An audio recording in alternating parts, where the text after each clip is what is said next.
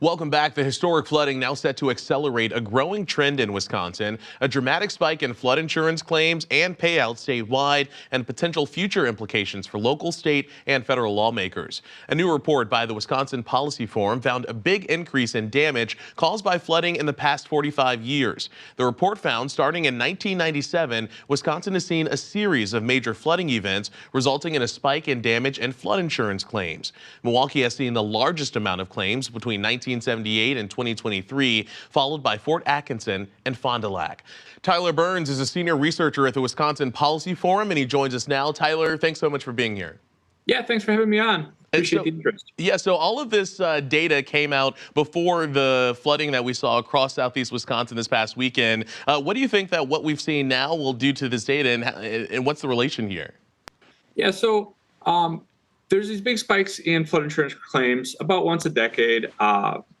They're associated with these massive rain events like what we saw in Milwaukee over this weekend. The biggest one was 2008, which I think most folks in Madison will remember. Again, 5, 6, 7, 8, 9, 10 inches in some cases of rain fell. I would say it's likely that this is going to be one of the biggest spikes in flood damage claims.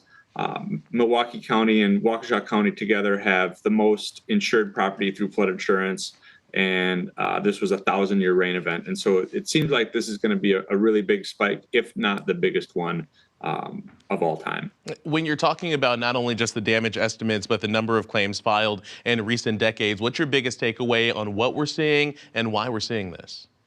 So we're seeing, again, big clusters of claims about once a decade.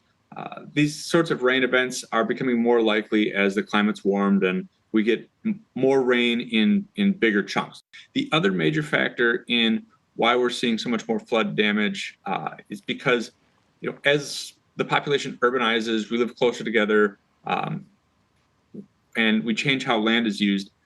The water that falls on roofs and driveways and roads, that tends to run off very quickly as opposed to sinking into the ground. Is this sustainable for local governments?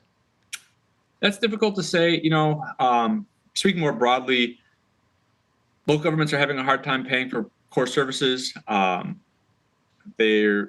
cost of everything's going up, the cost of labor is going up, while revenues aren't climbing quite as fast.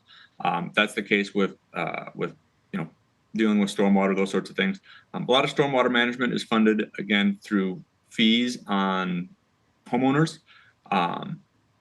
That, again, raises the cost of housing, raises the cost of living for residents. And so, it can be difficult to make sure that there's enough money to pay for all these expanding needs.